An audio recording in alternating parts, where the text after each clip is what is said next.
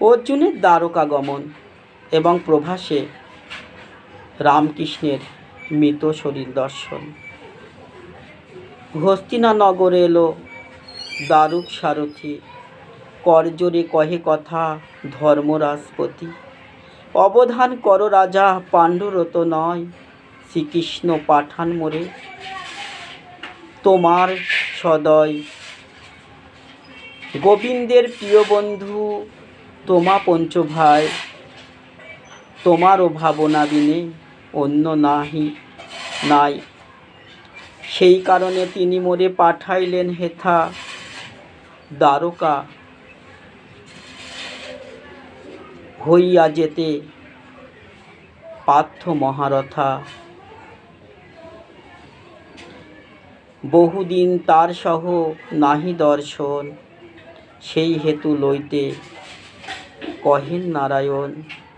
তিলেক বিলম্ব রাজা না কর বিচার, শীঘ্র গতি অর্জুন করুক আগুসার। যত তাড়াতাড়ি সম্ভব অর্জুনকে পাঠাও। কৃষ্ণেরও বারতা শুনি পঞ্চ সহোদর, দারুকেরে বসায়েন করিয়া আদর।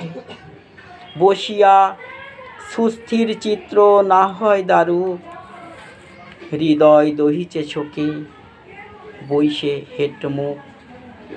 দারুকের চিত্র রাজা দেখি উচ্চাটন, বিস্ময় ভাবিয়া মানিছেন মনে মন। এই তো দারুক হয় কৃষ্ণের সারথি, যেই কৃষ্ণ অনাদি পুরুষ লক্ষ্মীপতি। তাহারও আশ্রিত জন কি দুঃখে দুঃখিত, ইহারও কারণ কিছু না বুঝি কিঞ্চিত। এত চিন্তি জিজ্ঞাসেন ধর্মেরও নন্দন, কি হেতু দারুক তব চিত্র উচ্চাটন। দারুক এসে বলছে, কৃষ্ণ তোমাদের বার্তা পাঠিয়েছে দ্রুত অর্জুনকে নিয়ে যেতে। ধর্মরাজ যুধিষ্ঠির দারুককে বসতে দিলেন। দারুক বসার পর তার মন অস্থির, স্থির যেন কিছুতেই হচ্ছে না। এদিক ওদিক তাকাচ্ছেন, এটা ওটা চিন্তা করছেন। চঞ্চল ভাব দেখে ধর্মরাজ যুধিষ্ঠির দারুককে জিজ্ঞাসা করলেন, হে দারুক, তুমি তো কৃষ্ণের সারথি, তোমার এত ভারাক্রান্ত হৃদয় কেন? কি হয়েছে দারুক, বলো না কি হয়েছে? সার্থকী প্রদ্যুম্ন সাম্য যাদব সকল, কেমন আছেন অনিরুদ্র মহাবল। সার্থকী, প্রদ্যুম্ন, শাম্বু, যাদবরা কেমন আছে বলো না, তাদের বার্তা।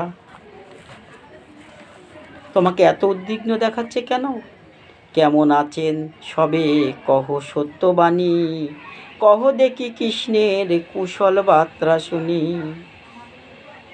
তবই উচ্চাটন চিত্র দেখিয়া নয়নে, প্রাণাধিক ভাতৃ মম ধৈর্য নাহি মানে। কৃষ্ণেরও কুশল কহ দারুক সারথি, কেমন আছেন প্রিয় বন্ধু যদুপতি। শুনিয়া দারুক কহে, শোনো নরনাথ, সে সকল অবগত হইবে পশ্চাৎ। তরিতে অর্জুনে রাজা করহ বিদায়, বন্ধুজন দেখিতে চাহেন যদুরায়।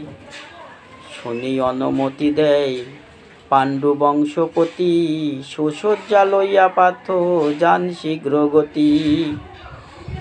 তরিত গমনে আসি দ্বারকা নগরী, বিস্ময় মানেন পার্থ দ্বারাবতী হেরি। পূর্বরূপ শোভা কিছু না দেখেন আর, শূন্যাকার পুরীখণ্ড দিবসে আধার। আহারে, পুরেতে পুরুষ নাহি কেবলই রমণী, চিত্রের পুতুলি প্রায় সবে অনাথিনী। শুষ্ক ওষ্ঠ, শুষ্ক মুখ, শুষ্ক সর্বঙ্গ, নাহি কই আনন্দ বাদ্য নিত্য গীত রঙ্গ।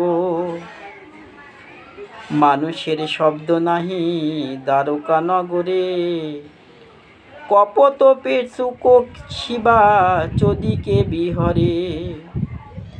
গৃধ কঙ্ক নানা পক্ষী ওরে পালে পালে,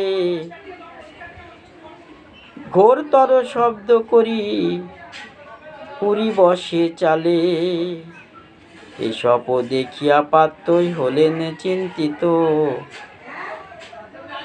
চক্ষুতে পরয়ে জল প্রাণ বিগলিত।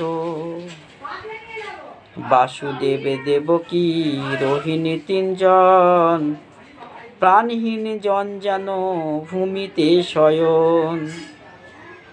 প্রণমিয়া জিজ্ঞাসেন অর্জুন বারতা, শুষ্ক তনু সবার বদনে নাহি কথা। পুনঃ পুনঃ পার্থবীর করেন জিজ্ঞাসা, হরি বলি কান্দে সবে নাহি অন্য ভাষা। কৃষ্ণ বিনা প্রাণ নাহি বলে সর্বজন, চিন্তান্বিত হইলেন কুন্তীর নন্দন।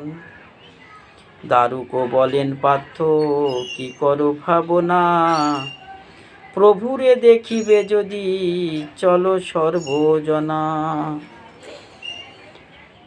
প্রভাসের তীরেতে আছেন দুই ভাই, সকল যাদবগণ আছেন তথায়। এত শুনি সত্তরে চলিল দুইজন, শূন্যময় হইল পুরী দ্বারকা ভুবন। পদ বিহরণে সবে যাই ধীরে ধীরে, আসিয়া মিলিল সবে প্রভাসের তীরে। তথায় দেখিল যদু কুলের সংহার, ভূমে গড়াগড়ি যায় অঙ্গ সবাকার। হাহা রবে কান্দিছেন ইন্দ্রের নন্দন, করেন বিলাপ বহু মহাশোক মন। রামের শরীর দেখি প্রভাসের তীরে, বিলাপ করেন পার্থ কুণ্ঠিত শরীরে। হাই যদু কুলপতি বীর হলধর, মুসল নাঙ্গল কেন ভূমির ওই উপর। সকল ত্যাজিয়া প্রভু যোগে দিলে মন, দুষ্ট দত্ত বিনাশ করিবে কোনজন।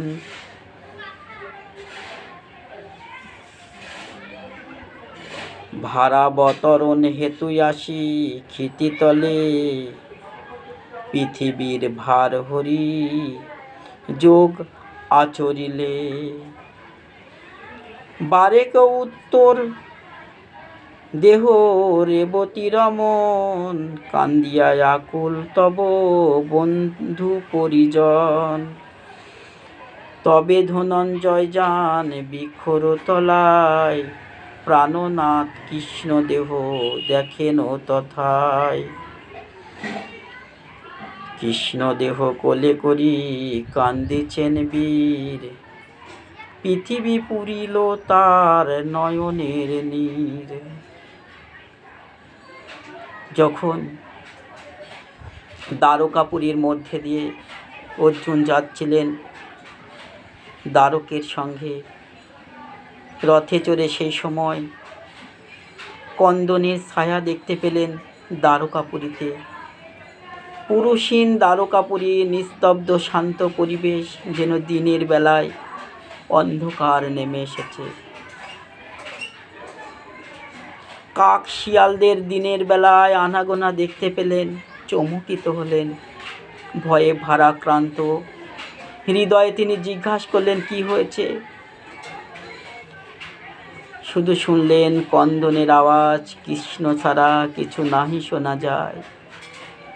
দারুকের সঙ্গে চললেন প্রভাসের তীরে, দর্শন করলেন অগণিত যত্র তত্ত্ব পড়ে থাকা ক্ষত বিক্ষত যদুগণের শায়িত দেহ। দেখলেন বলরাম, তিনি যোগ বলে প্রাণ ত্যাগ করেছেন। কন্দনে ভেঙে পড়লেন অর্জুন। হায় প্রভু, যে পৃথিবীর ভূভারকে হরণ করার জন্য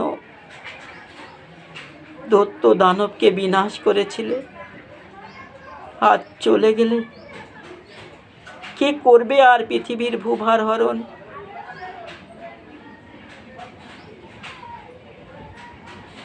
ধুলোয় ধূসারিত অঙ্গ নিয়ে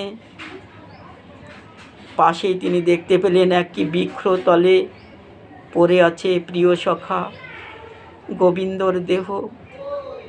যেন আচারকে পড়লেন অর্জুন। বাক্যরোধ হয়ে গেল। দেখলেন আমার প্রিয় সখা গোবিন্দ, যিনি জীবনে কত দূর সময়ে পাশে এসে দাঁড়িয়েছে, যুদ্ধকালে শক্তি জুগিয়েছে, পাশে থেকে যুদ্ধে উৎসাহ প্রদান করেছে, সে আর শায়িত।